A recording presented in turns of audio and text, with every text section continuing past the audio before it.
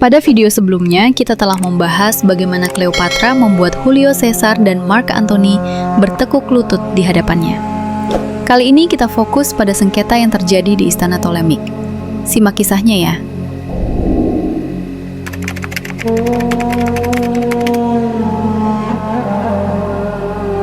Fajar menyentuh Alexandria, laksana sentuhan dewa. Cahaya emas meluncur ke atap-atap megah, menabrak mercusuar Faros yang berdiri teguh menjaga Mesir. Laut berkilau, kapal-kapal Yunani berayun perlahan, dan istana marmer tampak hidup di tengah kabut pagi. Di kota agung ini, legenda lahir. Disinilah takdir seorang gadis muda bernama Cleopatra mulai mengukir sejarah yang kelak mengguncang dunia. Namun Alexandria yang gemerlap menyimpan bayang-bayang kelam, sebuah aturan kuno yang mengikat setiap darah penguasa, bahkan sebelum mereka dilahirkan.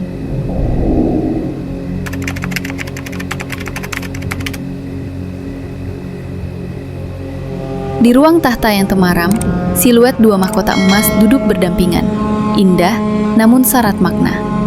Mereka bukan sekedar simbol kekuasaan. Mereka adalah penjara yang memaksa para pewaris bersatu dalam garis keturunan yang sama. Papirus kuno menampakkan garis-garis keluarga yang membelit seperti akar kering, mencerminkan tradisi yang menolak untuk runtuh. Dinasti Ptolemy percaya bahwa kekuasaan harus tetap murni, berapapun harga yang harus dibayarkan. Cleopatra lahir ke dalam dunia di mana garis darah menentukan segalanya, bahkan sebelum ia bisa berbicara.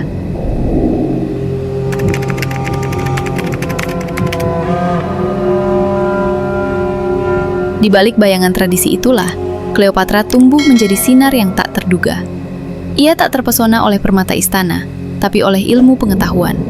Di perpustakaan istana, ia mempelajari bahasa, matematika, astronomi, hingga politik. Suaranya lembut, pemikirannya tajam.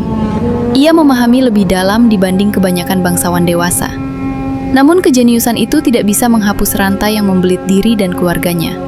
Setiap langkah Cleopatra selalu diikuti tatapan tradisi lama yang mengingatkannya bahwa garis darah adalah takdir.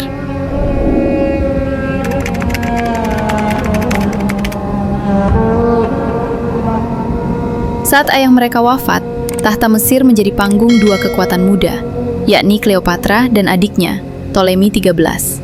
Di aula besar, persaingan dua tahta terpisah oleh sinar mentari, seakan menegaskan kehendak para dewa. Para penasihat bergerak seperti bayangan, membawa bisikan yang busuk dan menusuk. Para jenderal berdiri tegang, bingung, menunggu perintah siapa yang harus mereka hiraukan. Cleopatra memimpin dengan kecerdasan, sedang Ptolemy XIII dengan kekuatan. Perbedaan sudut pandang inilah yang akhirnya melahirkan badai di antara mereka.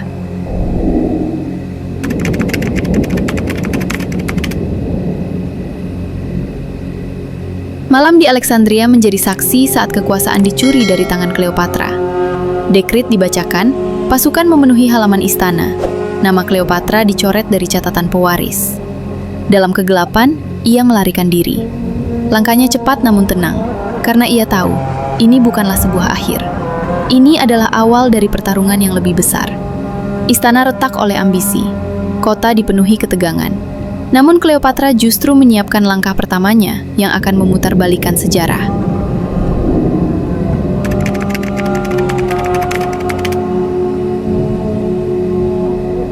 Gurun Mesir membentang tak berujung, tetapi Cleopatra berdiri teguh. Klootnya berkibar di terpa angin panas, matanya menatap jauh melewati cakrawala. Ia tidak membawa pasukan, namun ia membawa strategi. Di balik setiap langkahnya, Cleopatra menyusun rencana.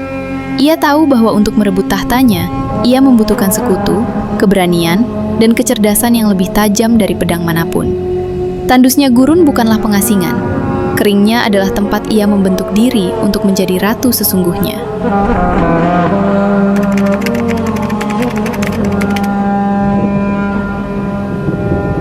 Di malam yang tenang, Cleopatra memandang kembali pada simbol dinasti yang diwarisinya. Papirus keluarga terbuka di depannya. Garis-garis keturunan yang saling menekan, saling menjerat, membentuk labirin garis keturunannya. Cahaya lilin menari di atas simbol-simbol kuno itu, menciptakan bayangan retak di atas nama-nama penguasa sebelumnya. Saat itulah Cleopatra memahami, dinasti Ptolemaic tidak membutuhkan pewaris yang setia. Namun, dinasti itu membutuhkan pemutus rantai.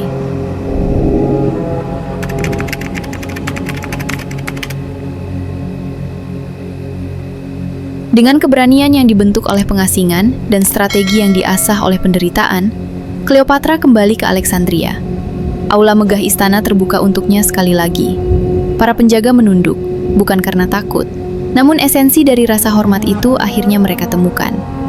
Ia berjalan menuju tahta dengan langkah yang pasti, bukan sebagai pewaris yang dipaksa mengikuti tradisi, namun sebagai ratu yang memilih jalannya sendiri.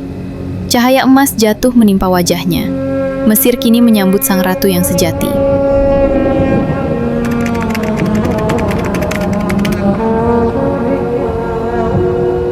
Di atas kain beludru gelap, sebuah mahkota retak menjadi simbol masa lalu yang selalu saja ingin menghancurkannya.